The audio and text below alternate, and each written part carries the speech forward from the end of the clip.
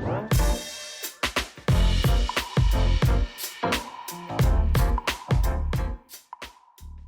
is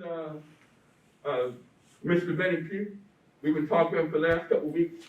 I already told him you got it in the middle of the night to come down here to meet us. Oh, Okay. I haven't been asleep yet. Yeah. So for those that were here last time, we spent most of the time, as you remember, going through an interview that he did, and that's on YouTube. Oh, you guys saw me? Oh, thumbs up, thumbs down. Thumbs down, I'm gone. All right, cool. You trained him well. Go ahead. So without any further ado, Mr. Benny Pough is here to talk to you now. How you guys doing? Oh, man. What's your name now? I gotta get you right. I'm gonna see you before it's over. My name is Caleb. Caleb? Yeah. Okay. Get up, sit up straight. There you go. How y'all doing? First and foremost, I want you to turn to your left and tell the person next to you, thank you for being here. I'm counting on you. Now turn to the right. This is the other way.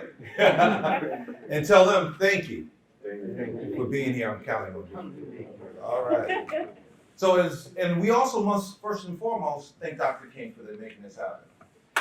Yeah, come on, guys. Come on, it's early. We need to thank him for getting all of us out here early this morning, right? But we're going to get past that too. But it's most important that we are able to spend this time together. And as he alluded early, you know, when we think about our lives and we think about what we want through our lives, it comes with a lot of discipline. So when I was asked to do this, I was super excited for the fact that I would be here with future kings. Because I used to think of myself as a king. Now I am a king, right? Because you can't be a prince and be a king at the same time, right? So I was a prince first, now I'm a king. But more importantly, I started living and believing that. So when this opportunity came, I had no other recourse but to be here. My email used to be kingbenny67@gmail.com. My current email is kingbenny67@proverbs24.com. So I'm all into believing what I'm saying and how I'm moving and how I'm talking and what I'm thinking. So most importantly, in order for you to move, you have to see the finish line. And starting and finishing are two totally different concepts. In the beginning, we all hype, we amp, we're gonna get it done, right? Push-ups, pull-ups, I'm gonna do it. And then there's the commitment that comes involved. And doing this talk, what we wanna talk about, right? And this is interactive. Anytime you guys put your hands up and just say, hey, listen, I got a question. But what we wanna talk about is that commitment. Not only to just our family, our friends, our God, but ourselves. That's what's most important, and how every day you wake up in the morning, how you feel about yourself. That's what's going to get you from start to finish, is that today is going to be a better day than yesterday, and yesterday is history. So don't spend too much time on that. Those are only lessons that you can apply, right? So I'm going to tell you a little bit about me. I don't know what podcast you saw. Which one? Oh, okay. So let me take you from my beginning. For those who don't know, I'm a 10-year veteran in the music business, but first and foremost, a child of God. I'm a father, I'm a friend, I'm an entrepreneur, I'm a music executive, currently I'm an author, and I'm also a real estate proprietor.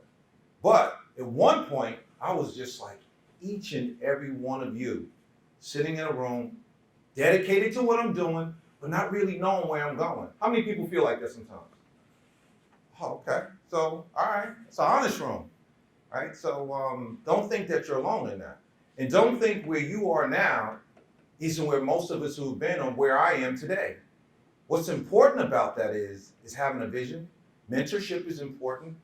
Real close, tight circle, right? And as you grow up, I would imagine, so what's the age in here? My man, what's your name? What is it? Jeremiah. Oh, that's biblical.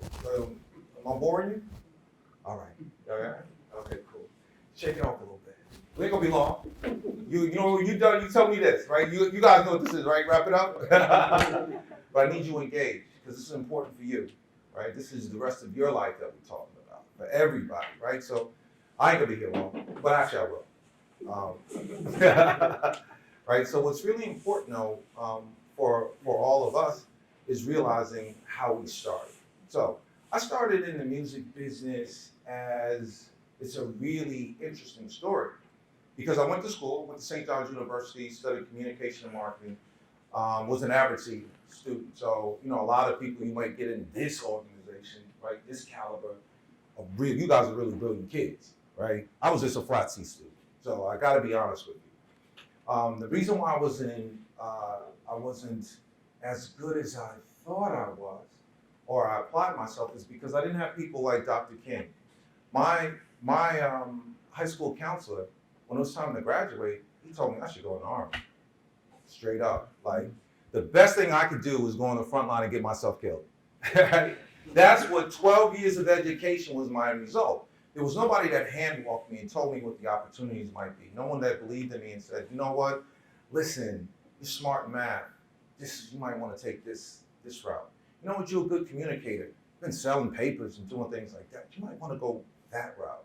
You know what, you're a nice guy. Maybe you might do some telemarketing. Go that route. I said, nah, you go to the Army. So, but you know what, something inside of me, because once again, convicted in having a really good circle.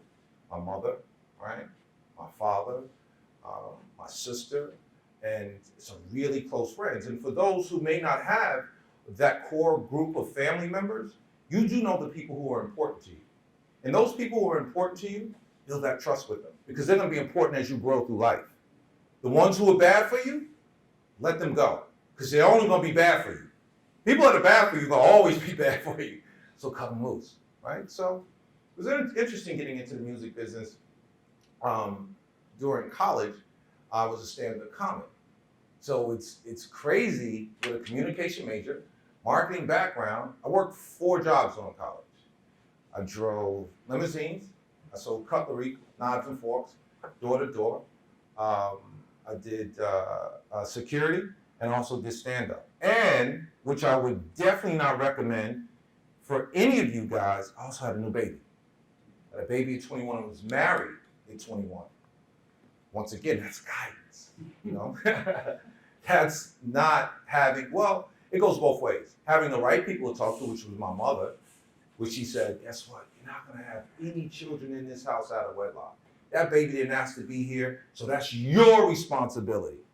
No one else's. That's your responsibility. So that's why, and being a Christian in faith of how I was raised, you know what? Marriage was the next step. Didn't last, but you know what? I did what was right.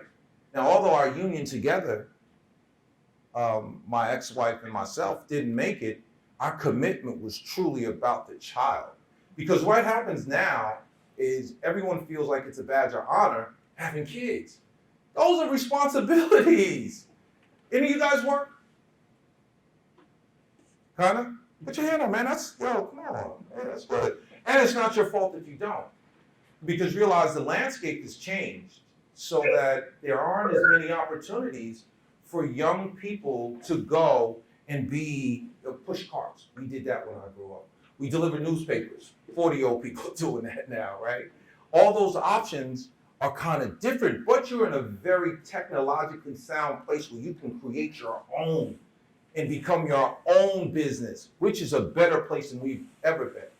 So while I was in school with my with my baby, the promoter at Motown Records, which is a historically black label, founded by Berry Gordy, which is the impetus of where music is today, right? Berry Gordy, Motown Records, look it up. Yo, something you need to know, right? Black History Month, one of the greatest pioneers in music ever. So the lady offered me an opportunity to come work for her. At the end of the show, she said, Benny, what are you doing? I said, what do you mean, what am I doing? She said, what are your plans? I didn't even write my resume. She said, why don't you come be my intern? Once again, wasn't prepared. No one told me what an intern was. We didn't grow up. No one taught us that from the era we came from. What's an intern? But as a salesperson, she said, you want to be my intern? I said, yeah, I can do that, right? Because what you do, you figure it out, you figure the rest out later. So I went down to Motown, walked in, now I had a sales background. So part of my attire was 3-piece suit, wingtip shoes, and an anti-shake case. Now you could imagine walking into a record company looking like a herb, what everybody thought of me. They're like, are you the FBI? You gotta be Popo looking like this. Because think about what music companies were, or the equivalent to what tech companies are. Cool, fly, people on skateboards and stuff, right? All that. That's what record companies were then. So my attire wasn't proper for the scene, but that's what I was disciplined to do. So you don't change yourself for people, right? You can adapt, but just imagine if my boss, the interviewer, when I went down, was expecting me to look and be professional. It's never a second time to make a first impression, right? You guys heard that a few times, right? How many people have heard that? That's right. I got my man, I got Jeremiah in now, right? He with me. All right, so needless to say, got down there. It was a great opportunity getting into a record company. Although I had no aspirations of being there, what was incredible was the fact that I had an opportunity now to fall in love with the business of music. So what she asked me to do in the beginning was to prepare her travel and expenses. And you guys will learn that, T&E, travel and expenses. So what that means simply is companies will reimburse you for what you expect, what your expenses are. So when you go out, when you go eat, when you get on a plane, when you get on a train, when you get gas, guess what? They reimburse you for it. So I was processing, I was very astute at that point. I used to type 60 words a minute in home row, so I'm sitting up erect, I could do this, right? No love, just the paper, all of that. And that was impressive for people because you gotta think about it. Most men, and especially black men, non-military, could type from home row. So that actually caught the eyes of a lot of people in the organization that I didn't know were looking at me. And that's why you always have to be ready, always on point, because you never know who's watching you, that you might be watching someone else, but they could be watching you. So that's why you have to be consistent in what you do every day. Routine is so, so important. Don't break your routine for anyone, right? Because you don't know what's next ahead. So she asked me to make sure that I made all of her expenses were done. At that point, I kind of got a little embarrassed, felt sheepishly about it. I was getting these checks, processing them, 21 years old. I'd never seen this kind of money, correlating all of the information. And I said to her, you know what? I don't feel comfortable looking at your check. And she's like, what you talking about, baby? I was like, your check that comes in and you have me doing this thing. She's like, no, that's not my check. I was like, what is it? She's like, no, the company pays for all of my expenses, my cable, my phone bill, car note, insurance, flights, food. I was like, really? Oh, that's what I want to do. And that's when I fell in love with music. And that opened up a lot of doors for a lot of different things. I was able to work with some of the biggest artists in the world at that particular point, learning how to promote records, which is, once again, that intern season. So when somebody gives you an opportunity to come in, ask a lot of questions, right? See how the environment works, stay late, right? Get there early. Make sure like your areas are clean, and make sure that you're always involved. Is there anything else that I can do? It's always important. Show that initiative. Is there anything else I can do? Right? Even if you don't want to. It's always good because you got to realize you're competing with people you see and people you don't see. So it's important for you always to be on point and always be assertive. So I stayed in Motown for 3 years, left to go work with another big producer, this label called Perspective Records, elevated my career to National Director of Promotions, left there, went to Arista Records in DC. I actually lived in Alexandria, moved from New York down to Alexandria and worked some of the biggest artists of the world, Monica, Usher, a lot of CeeLo Green, a lot of those artists, right? A lot of those big artists came in contact. Whitney Houston, all those guys, right? Left there, moved back to New York, stayed there for about 2 years. Then I moved to LA. for 7 years. Yeah, moved to LA, worked some of the biggest artists in the world there. Mary J. Blige, Casey and JoJo, Shaggy. You see that commercial, It Wasn't Me? With him and, what's the pop guy? Ashton Kutcher. I think it's Gio Howard. But that song, I was the one who actually promoted that song 20 years ago that now he will make money off of on royalties today. So once again, that's having an IP, intellectual property, right? That's really important. Create things, create ideas, make sure you cement it, make sure you do all your paperwork, make sure everything that you do, and don't share everything with everybody, right? Without having that NDA, right? The non-disclosure. So that's really important. Left there, went over to Def Jam Records. You guys all heard of Def Jam, right? Also like Def Jam, who's hot now? What's the hot label? Anybody? Y'all don't even care. It's just about the music and the artists, right? What artists you like? See, we grew up, it was about the label. What artist? Who's a hot artist now? Who's hot? No. You said hot labels? Who's a hot label? Who's the hot artist? All right, hot labels. I don't really know myself. No label? Maybe like Atlantic Records, maybe? Oh, so people know about Atlantic. Also, you said hot artists and stuff? Hot artist. Shoot. No. Yeah. Kanye? I get Kanye. Drake. K-Flock. Kendrick. No, Kendrick? he's in jail. Lil Baby, you said who? Lil Baby. Travis? Okay. Travis. Drake.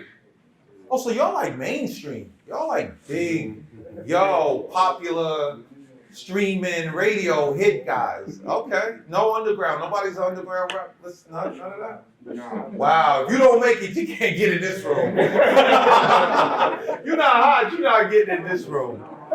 Okay. Well, the majority of those artists that you mentioned, I promoted their records at some point in my career, or maybe one or two. I may not have. Little Baby, I haven't worked his product, but the majority of them I've touched, and from a radio perspective, all of those at some point or another. And it's interesting. So you really into the music game? You said Atlantic Records. Shoot, I mean, I'm trying What's to. your name, young man? Oh, my name's Charles. Charles. Okay. No, That's just a strong, real good, salty of the earth name, Charles. I like that. But I'm trying to be a director, fashion designer, and a music producer. Okay. So after this, I'm gonna have to talk to you. So how did you get there? How How did you get to that point that that's what you want to do? Well, I remember at first I didn't know what I really wanted to do, right? And I was telling my mom, like, yo, I think I want to be a CEO, right? Because I always knew, like, I didn't want to work for nobody, because that's not me. So I said, I think I want to be the boss of people, all that, right? So I said I wanted to be a CEO, right? Then when I was, like, learning and looking through this stuff about a CEO, I was thinking to myself, like, you know what? I don't know if I really like this stuff, because this doesn't seem like something that I would, like, enjoy doing, coming in every day, like, being a CEO. Even though, yeah, I'm in charge of people, but that's So hold on, I want to make sure I'm right, Charles. Go ahead. Are you saying you don't want to be a corporate CEO? Yeah, corporate. Okay, because chief executive officer, you are. Exactly. That's your business though. Yeah. Just want to make sure you're clear. Yeah, I just don't want to work. I don't want to be like somebody's puppet, like corporate and stuff like that. Puppet. Everything. Y'all hard in here. Like, y'all don't like underground rap, and you don't like, I love it. And you don't like you don't like corporations. But right, so basically, right, and then I'm like, I don't want to do that, right? So then I'll just be like, and then quarantine here, right? So then during quarantine, I'm thinking to myself, like, what do I like doing and try to make that a career? Because that's what Dr. Keenan told us at one point, right? So I'm thinking to myself, like, all right, what do I like doing? And then, during quarantine, I was doing a whole bunch of stuff. I'm not going to disclose that information, but I was doing a whole bunch of stuff. And then I realized, like, I'm very creative. I like watching TV shows and movies and stuff. So I'm like, why not be a director? Because I love, because I have, like, a whole bunch of, like, creative You know what I love ideas. about this? What? Your focus on what you want to do. And before I'm going to give you guys right now, I'm going to give you time to think about it. Before we end, we're going to go around the room, and I want to hear what everybody wants to do. And I want you to save that. What's today, the 12th? Yes. 212, and you're going to put per Benny Pough. This is what I said I wanted to be on 2/12/22. In 10 years from now, I want to see if you make that goal. all right? So while I was at Def Jam, we had the opportunity to be a part of some of the great hip hop artists of the day. Young Jeezy started him day one. Rick Ross started him day one. LL Cool J got his resurgence in his career at that point in 2003, 2004. Mariah Carey had the Emancipation of Mimi, which is one of the biggest albums of all time with 2 standards. Came off of that. Rihanna broke. Jay-Z's album, Black Album, came out during that time. Justin Bieber walked in the room as a kid at 14 years old as a YouTube sensation as well. And we had a record that we signed called Swag Surf. DJ Khaled came on board at that particular point in time. I left there after that and went on to Epic Records where I signed Future, signed Yo Gotti, signed Cash Out, and Travis Scott came through the building, as well as 21 Savage signed them as well. So we had, a great run of music at that point. And professionally, I became the executive vice president, EVP, of the label, which gave me an opportunity, not just to be the creative, because it's easy for us to want to be default, right, as creative people, but you got to also do your business.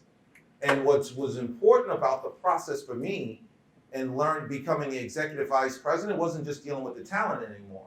It was also learning the ins and outs of the business, which is important for whatever business you guys ultimately wind up doing with your training.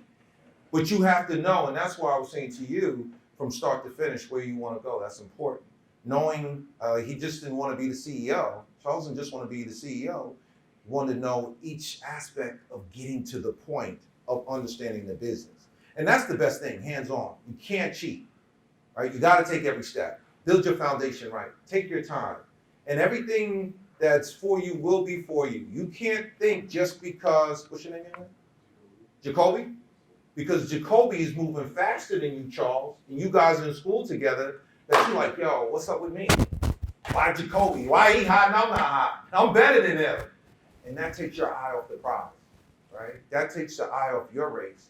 That takes the eye off your goal. Think about it. I ran a marathon. You know what? Have you ever watched marathon runners? No. So think about it. Marathon, the guys who are really doing those 2 minutes, 2 hours, 2-minute runs, right? They're just focused. You just see them, they're just focused, right? What you don't do as a runner, you don't turn left, right? And you don't turn right because it breaks your stride and it slows you down. So when the gun pops, you run your race. And you run the race for your best. Not worried about who's behind you. You only focus on what's in front of you. So with each and every one of you guys at this point in your life moving forward, run your race moving forward. Don't worry about what's to your left. Don't worry about what's to your right. Don't worry about what's behind you. Only the finish line.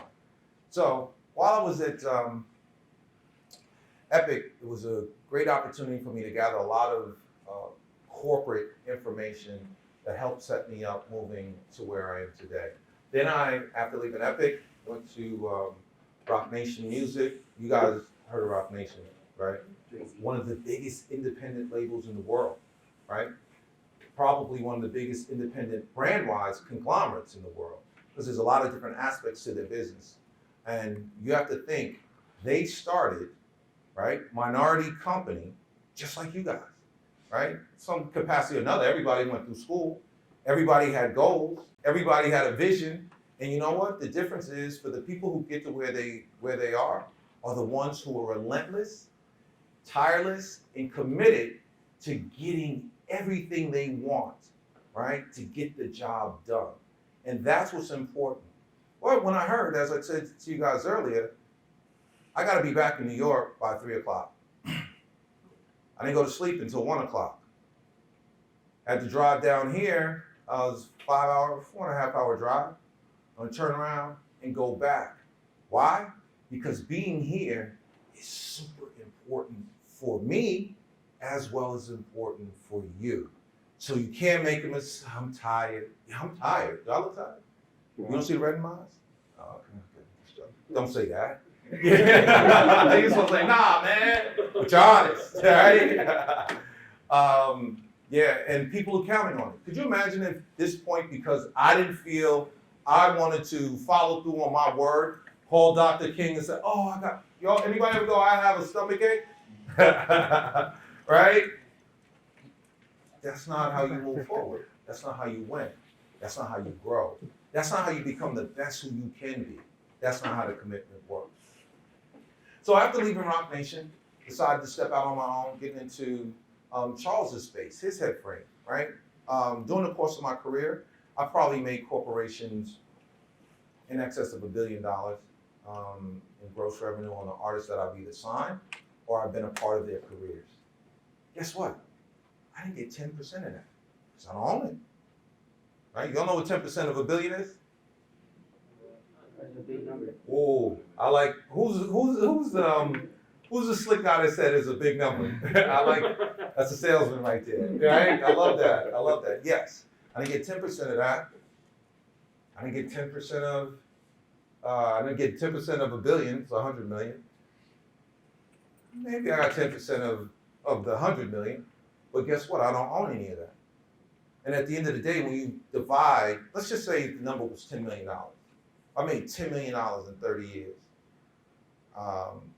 Gross. You guys know the difference between gross and net, right? Yeah. Gross. When you divide that over maybe 30 years, that might be a salary of, I don't know, 300 grand, 250,000, something like that, right? That's just a good living. Because at some point, as you realize as you grow and you develop businesses, and why it's so important to have ownership or working for somebody, at some point working for someone, it ends. So if you're making $1 million and tomorrow they let you go, you went from making $1 million to $0, right? So now you have to live on your reserve. That's why savings is important. And a financial strategy is important, right? So these are the things that you have to start thinking about at this age. And then some of you guys are probably saying like, this guy, he's a music business guy. He done been with everybody. He bling. He hide. He done did this. No, I actually had a bank account since I was 5 years old. I've been saving since I was 5. I had a paper route, which was my first job at 11 years old, and have not stopped working one day since. I've worked since I was 11 to this day right now. So it's not by chance I'm where I'm at. I've committed to be where I'm at. And that's what's important for each and every one of you, because you too can be just who you want to be if you put the work in to be exactly who you want to be. That becomes really, really important. So podcasting is important here, huh? People want to do podcasts. Why? Why do you want to do podcasts? I get it. I want to be a better speaker. So doing it, recording it, is gonna like speaking to everyone in a room, in a closed room. I find it slightly easier than speaking when the camera's on or when someone pushes record. You're a little bit more stuttery when the camera's on. So like, I was thinking my role in the podcast, I'd rather be maybe somebody asking the questions in the background, but like still working on my how I deliver these questions, and how I like speak in a public space. So that's what I want to do. You get an opportunity to like meet people. Good answer. Like you podcast, like you meet people, like make connections with other people, and like you just get the. It's like opportunities on top of opportunities you have to actually know.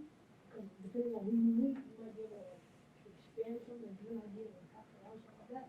Then like basically, I want to do it like I get to meet different people, and people I know. Great answer. Well, podcasting is part of entertainment, and since I'm a director, I want to do all types of entertainment. So I just really wanted to do podcasting because I love entertainment and stuff like that. But also because, like that dude said right there, get to meet other people, like people that you're talking to off camera. You can build like connections with them, like network with them. Then maybe like go on to do like other businesses and stuff like that together to like put each other both up and stuff like that. Great answer. I personally think it's fun, but the podcast I see just a bunch of friends get together, they get the proper equipment, and they just start basically speaking their minds about whatever topic. I think it's obviously a great way to make money, but also just having fun. It's expressing your opinion about something. Great answer. And all the answers are right. I'm actually going to launch my podcast March or April, once I get everything together this year. And we share a lot of similarities of the reason why we're approaching it. Intellectual property, important, ownership, the messaging, your voice actually being heard around the world, because you got to think about it. Once you upstream, everybody in the world has an opportunity now to hear what it is that you have to say. And it's a easy medium now for you to hang out with your friends, right? And get your messaging out. But I think what's important for all of you guys is realizing everything that you do, it's about ownership, right? And even podcasting, whether it's directing, whatever it is that you feel fit is going to be your career's path, make sure at some point you decide that ownership comes into play. Can I tell you guys a little story? Oh, I like those shoes. Yo, my man got me a pair of those and he still hasn't delivered them. But I got the black ones. I got the black ones. So he a hot boy. Yo, you know your man hot up in here, right? All right. So decisions. It's really interesting.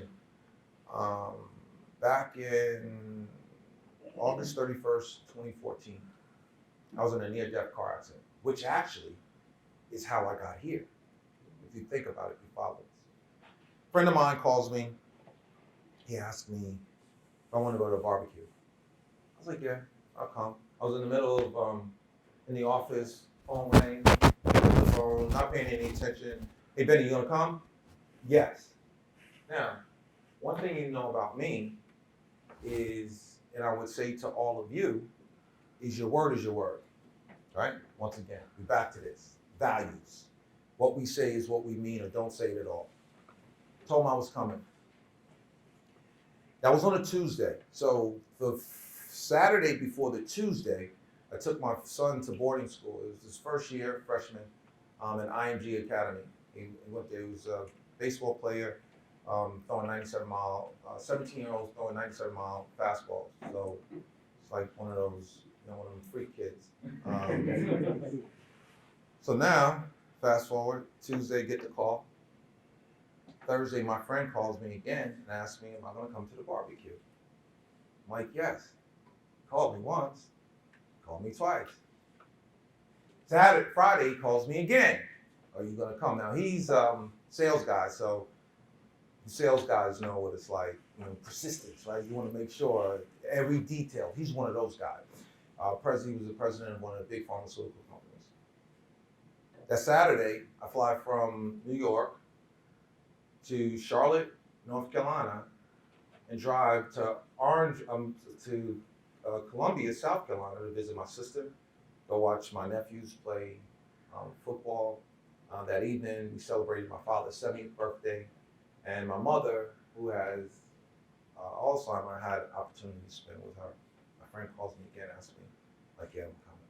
That Sunday, the next day, the 31st, I have to drive back from Columbia to Charlotte to catch a flight back home. That day, the flight was delayed because it was a misty rain. So I jump on the plane. I'm an hour and a half behind. I have a meeting in Manhattan downtown. So I'm running late. So I call my wife and I tell her, listen, running late.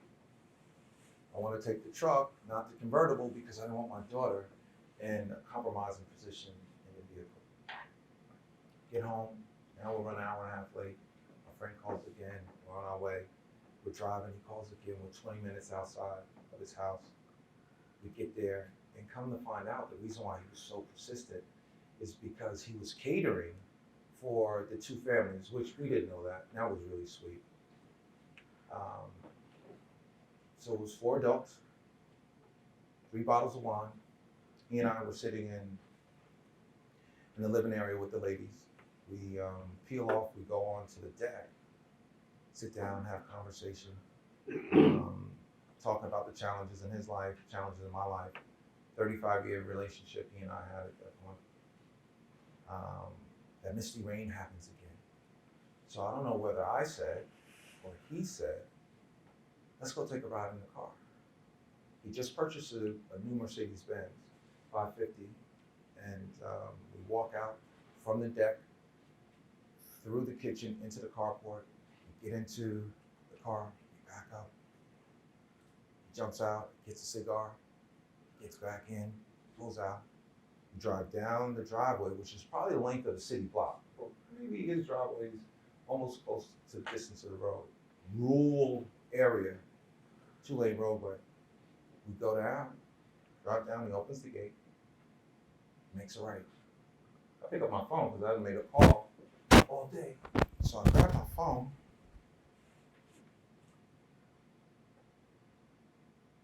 Car takes off. And I said to myself, what the heck are you doing? That's not what I said. But I said, what the heck are you doing? Why are we showboating? Like, you too old for this. Like, bro, like, what's up? Turn my eyes, look at the odometer. Car's 75 miles an hour. So now I turn my head, he's out cold, with his foot on the accelerator. So the first thing I do is what I've always been disciplined to do, is talk to God. And I said, Lord, I guess I'm not gonna see my family anymore. I just walked you through, dropped my son off, went to see my sister, saw her kids, saw my mother, saw my father. Second thing, I said, Lord, I guess I'm gonna see you soon. Because at this moment in time, this can't end pretty. It's a car barreling down the road, 90 miles an hour with no driver. The third thing, I got mad with God. But I'm glad God didn't get mad with me. Right? Because one, if I'd known that I was gonna die today, I wouldn't have went to the barbecue, right? Let's be clear with that. But the second thing, why I was mad is, who's gonna be here for my son? To pour knowledge into him. Who's gonna marry my girls? My wife, she's not ready for this moment. And Lord, I just don't wanna die today. Car veers off the road, we start hitting bushes and trees. Every time we hit something, his foot would, we would decelerate. And finally, we hit something, shoot across the road into an oak, 90 miles an hour. I sustained a level 2 concussion, you can look that up. L3-L4 vertebrae fracture, bulging disc in my back. Lacerated liver, which led to me losing half the blood in my body. And we hit the tree so hard that it severed 2 feet of my small intestines. And in that moment, God put a book inside of me called On Impact, which takes you through my life from 11 years old to living in newspapers, as we talked about, to modern day to talking to future kings, right? And what Impact stands for, it's an acronym. It stands for intuition, mastery, pivot, authenticity, communication, and teamwork. And it allows the reader at the end of each chapter to take takeaways from my life and apply to your life, because we've all gone through the same things. And now here's a journal for you to have an understanding of, like, guess what? When the times are hard for you, someone else is going through it. You know what? This may not have happened for me, but I can learn for this. And this is what's most important for me, is my gift back in being here amongst you guys. Anybody got any questions? So, my name is Ron Blanche. Thank you for telling us about Columbia, South Carolina. I went to school there. Oh, did you? I did. But the great thing, my question is where you at today? And I know you shared your great story with these young men. Can you tell them how how you carry yourself in the office every day, and how you're able to turn it on and turn it off within certain circles that you're in? Okay, let's unpack that. So, I think when I asked you guys earlier, most of you have not been in a corporate setting yet, right? So the first thing that we're gonna need you to do is help these guys get internships, right? Because that's gonna expose you to seeing what the corporate environment is in reality versus theory, right? Because you can practice all day, right? Sometimes at some point you gotta play the game. And getting in the game is really important. So to answer his question in the first part, I would say to each and every one of you guys, and Dr. King can't do it all, your teachers can't do it all, you have to take the initiative to do it yourself and ask for help along the way. And don't be too proud not to ask for help along the way. So for me, and especially getting into hip hop, you guys see how I am? This is how I always was. I never had to fly, B, I ain't had those. I had to, somebody had some yellow Nikes on, right? Fly guy there, right? I didn't have that. So realize what I didn't allow to happen to me was for me to be you. I can only be the best me. Because trying to be you is not applicable to me. So people in corporate situations, especially in the music business, want your authenticity. Who you are is what's most important, but realizing the confines that you're in. If you're in a job that requires you to dress up, then you gotta dress up, right? And you ask those questions on interview. What's the attire, right? What's expected of me? And also realize the conversations that you're having are always corporate conversation. Homeboy is homeboy, we're homeboys. At home we lose, sometimes we at home, we eat with our fingers. When you out, you gotta know how to switch. Oh, okay. Oh, I can't do that. Only chicken ribs, finger food. You can't be grabbing that lamb chop or, getting them cutlets, eating that. You can't do that because people are gonna judge you. They're gonna judge you by how you look unfairly. They're gonna judge you how you speak unfairly. They're gonna judge you what you wear unfairly. So take all of that off the table. Play your part and now prove yourself. And that's what I've done my entire career. I've ran my race for 30 years, never been fired. I don't think I've ever been fired. And I've had 60 jobs in this lifetime. 60. I've done it all. I was quitting jobs. I was working jobs on a Monday, quitting on a Thursday, starting another job on Monday because, that wouldn't pay enough. But I always have resumes out, always. So when if it's in you, it's burning in your belly, you want to be something. And I didn't love them, right? Some things are just an ends to a meaning. And you got to also realize to be the CEO or be the president, you got to first be the intern, right? You got to first start on the bottom unless you just genius or your people got a lot of bread, right? If somebody gonna give you a lot of money to burn off, then that's a different course of action, right? But if you here doing it, right, while you guys are here on a Saturday, which I applaud each and every one of you for being here on a Saturday morning, right, sitting to now advance your minds on how I'm going to make a full practice of myself to be better, you have to stand up and look at yourself and say, you know what, I'm doing the right thing. Yeah, how you doing, Remy? My name is Dexter Cummings. I'm co-founder with Eric. Okay. And I tuned in earlier and I saw where you talked about the opportunity where kids are right now with technology and the benefits that it has, potential that it has for them. Can you talk to them about how important it is to master that technology and then also try to leverage that technology where you are, right? And to be authentic, and how that can, potentially give them the power, right? That they need and confidence they need to move forward, no matter what they do. So you guys are an amazing school, amazing program. And if I could rewind the hands of time,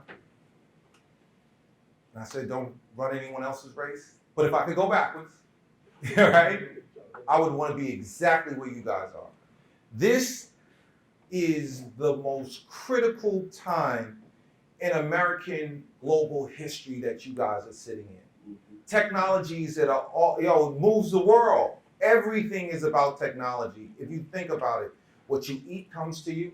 How does that work? On an app, right? You want to take a flight, you don't have to call nobody. How you do that? On an app. right? You want to go to school? I don't want to go in the classroom. How do you do that? Online. So it only puts you in the position where now what you think, no one can get in the way of who you become.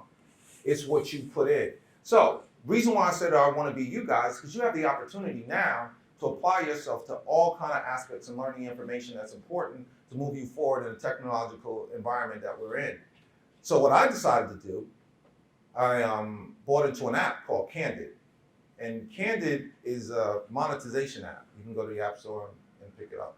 And for me, just being music specific, we didn't apply ourselves, or was there a need for as much technology in the music business as it is now in the music business, as is equally important, the technology piece of it, which now has laid, the baseline for so many different things, right? NFTs, everybody's now trying to do Bitcoin, coin-based applications and purchasing your music and your clothing and everything else is being monetized. So what I would say in regards to how you advance and move forward is making sure, you guys have the minds, obviously, right? Realizing that and using the power of your mind to advance what you see yourself technologically moving forward.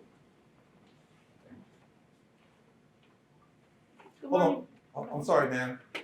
Now, some of y'all gonna ask some questions. I drove all the way down here. I'm like, we gonna hear her, or I'm gonna get mad. Y'all gonna see the other side of me come out. All right, but I'm sorry. Go ahead, man. Good morning, Mr. P. My name is Trinette Chandler, and Yes, I just ma'am. wanted to ask, you mentioned Mary J. Blige earlier, Ah. who's amazing, who just dropped an album yesterday. Yes, she Please did. Stop it, it's amazing. But to look at her evolution from what's the 411, which I remember like years ago, to Oscar winning, and just overcoming all the obstacles. Can you talk to the kids about mindset and what that mindset is about, to have a growth mindset and one set on excellence?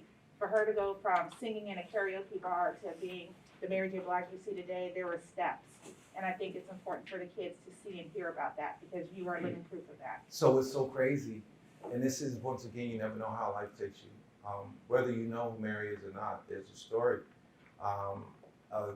There was a gentleman, one of my jobs, I worked at General Motors on the assembly line, and that was insane. I don't know if you guys you haven't worked. But factory work, you work every single minute of an hour of a shift. You have to raise your hand to go to the bathroom. The luxuries that you just have, get up, no. You are actually required to be in that space and place for the duration of your shift. Freedoms are gone, right? But that's a job. That's a job. So there's a difference between a job, a career, and owning your own, right? So you gotta look out how you want to be. But people, you can't knock it. Everything's just not for you. You just need to know what's for you. And I realized early that wasn't for me. But that opportunity led me to what the question was asked, doing stand-up. I actually opened up during college for Mary when she was a young artist, before she even became that artist in that day, for extending myself, keeping my hustle out, figuring out like what I'm gonna do until I know what I'm gonna do, right? But moving forward, as she advanced in her career, and I had the opportunity to work with her, the 4 albums after the 411, was incredible. And what you realize about the people who are the artists, because you guys rattled off a whole bunch of names from Drake, Mary, Jay, Lil Wayne, Future, all of those people. The difference is in the ones that you don't know or the ones you don't care about, there's a commonality. Yo, they are driven and focused in their purpose.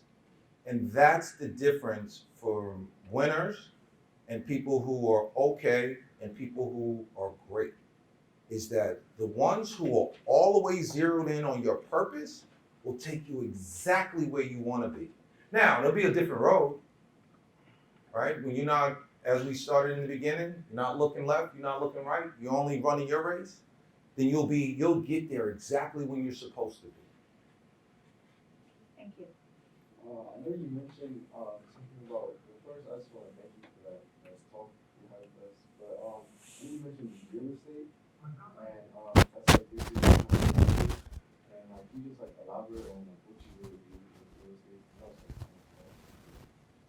It's a great question, man. Don't minimize your question. That's your question, right? That's your question. Great question. So it's interesting how I actually got into real estate. So growing up, my family, we lived in a 5-family house, and we lived in the attic. And for you guys who don't know, in the attic, the summers are really hot because there's no insulation, and then the winters are really cold. But my dad, he was like the Black MacGyver, so he could fix anything. So he did the maintenance, he did the plumbing, he did the electrical, he did the carpentry, he did everything for that house, cut the grass, and had a job for the owner. So when she decided to leave and go back to Kansas, she gave my parents an opportunity to purchase the house, which is a non-traditional way. It's called holding the paper. And holding the paper is when you have an asset or a piece of property that you own outright, you now are the bank. Because if it's worth $500,000 and you own it cash outright, no note to the bank, you now can, hey, listen, Benny, I'll let you buy the house, but if you default, I keep all your money, right? And I keep my house. So that's what happens when you, in essence, the bank does the same thing. They give you credit or a mortgage for the opportunity to purchase this asset over time.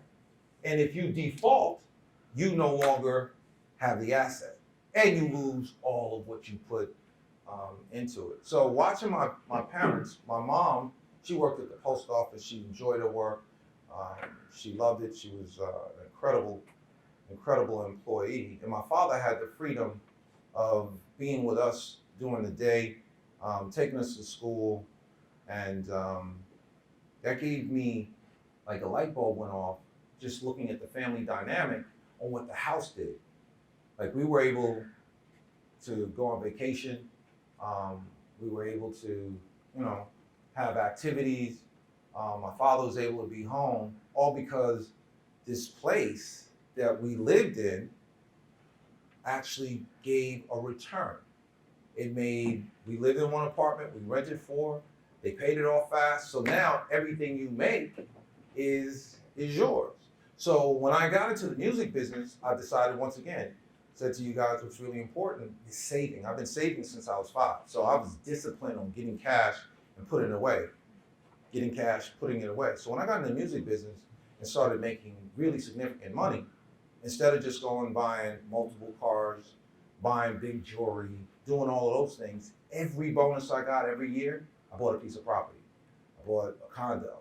I bought a single family home. I bought multiple multi-family homes. I bought a city block. I bought 8 big unit buildings with every bonus I got. So now, at this point, when I decided, once again, to take a step out on my own, I prepared for my future. I prepared for the moment. I didn't just it's just gonna happen. And that's what preparation is about, right? So even as you grow and you start making your first dollar, it's never too late to just save a little. Because that little becomes more becomes a lot becomes worth it. What's your opinion on thinking about like the journey, like the path that you're going on to get where you want to be, and versus like the destination, like where you actually see yourself being? So after the accident, great question. Very thought through question too. So for me, it was really, as I told you guys, in the beginning, I had no aspiration of being in the music business, but I'm a professional and I was a sales guy. And the product that I was selling was non-traditional. I was a promoter.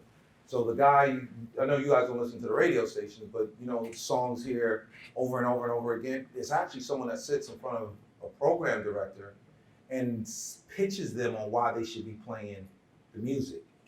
It's just not random.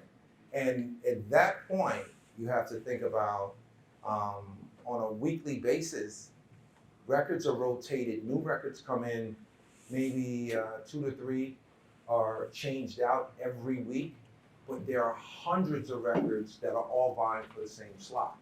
So that was, my growth path on that. So going through that process in my life to becoming a corporate citizen, as I would say, I found that, that burning desire for me was also now to be a full-fledged entrepreneur, because also realized while I was building my real estate portfolio, I had a full-time job. So I had 2 full-time jobs because, once again, you guys know I love to work, right? So, and each step along the way, with the good and the bad, I accepted as part of my journey. What's for me is for me. And even still to this day, where I'm at now, moving forward, is this book on impact, where I have an opportunity to speak to more people differently with my successes and my failures, so that you in turn don't have to make the failures and have bigger successes. What did you see in the app candidate, and why did you invest in it? Oh man, I actually invested during the pandemic. African American inventor, app developer, kid was sharp. Pitched me on on Zoom, and for me, I understood what the value of apps are, right, and what the need is. And at that particular time, the app was doing something, or would have done something, that really no one was doing. Micropayments. Like, you could take up to 40 pieces of content, 10 1-minute videos, and monetize at the end of the day, or any assortment thereof. So that didn't exist in the marketplace. So I was like, wow, this is gonna be something that's, one, it's innovative, which that's what creates the outliers. And 2, will be the first in the marketplace to really exploit that particular service.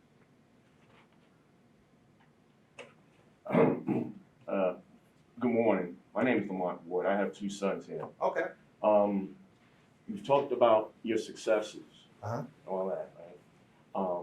If you could give an example of somewhere along the way you had outside the car accident, but through your businesses, some of the failures that you encountered, what you learned from it, and how did you rebound to take a unfortunate situation, turn it into a positive, because we're all going to go through something where we have to take a pause, rethink, redo a process to make it work for us. Can you speak to that?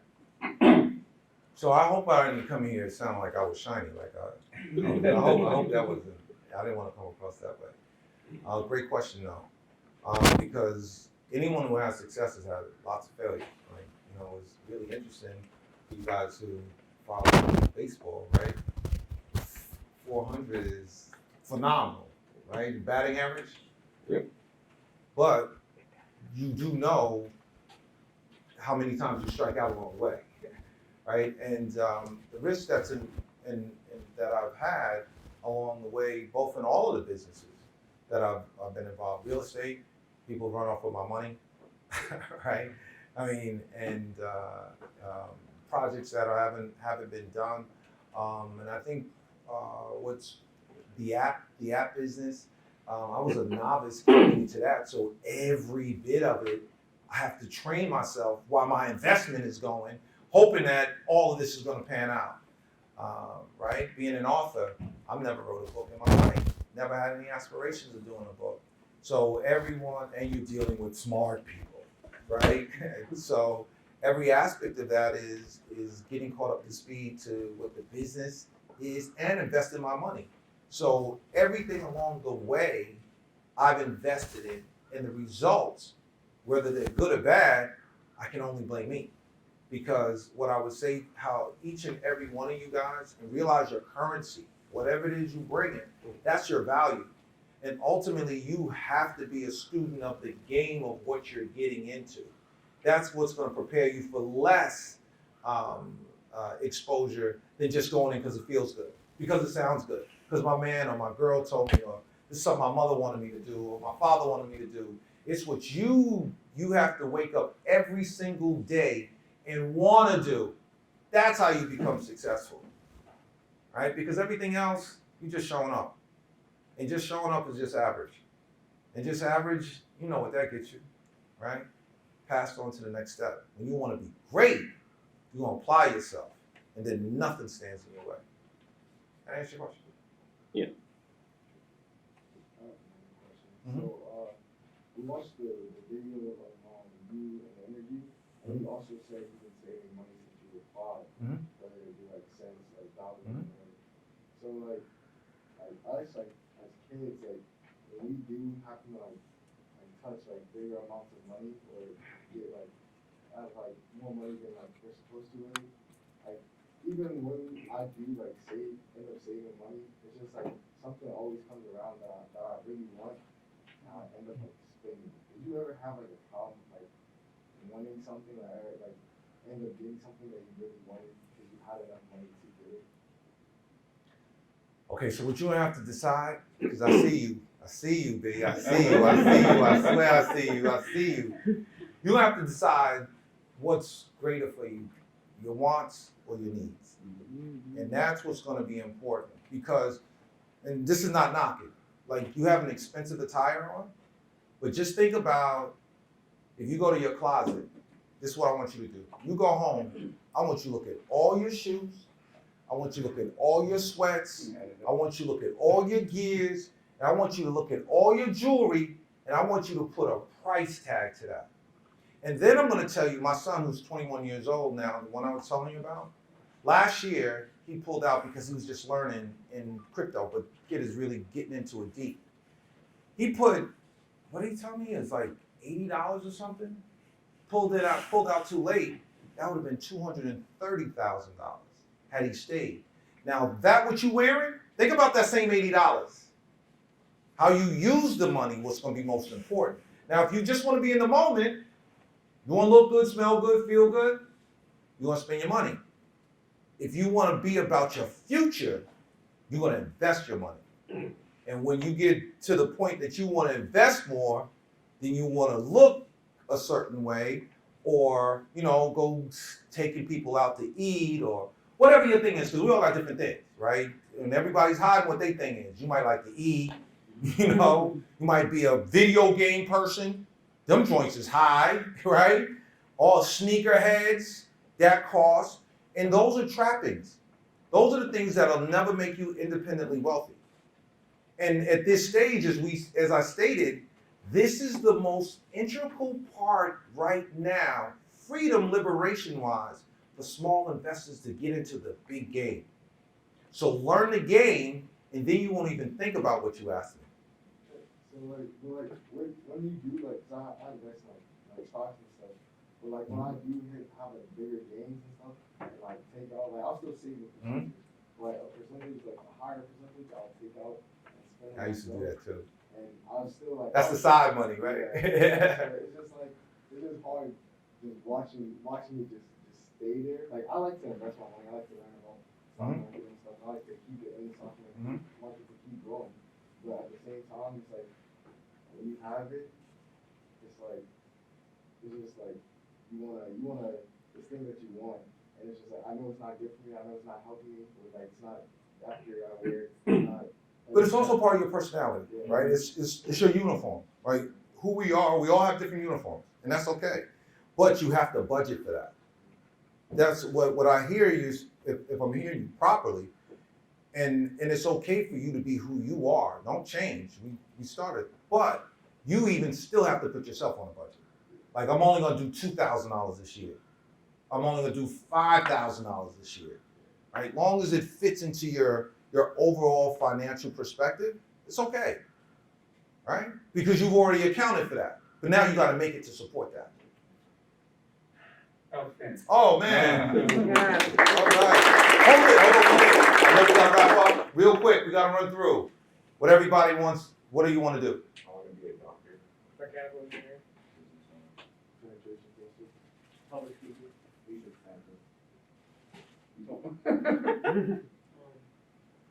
I'm gonna come back. You know you had time.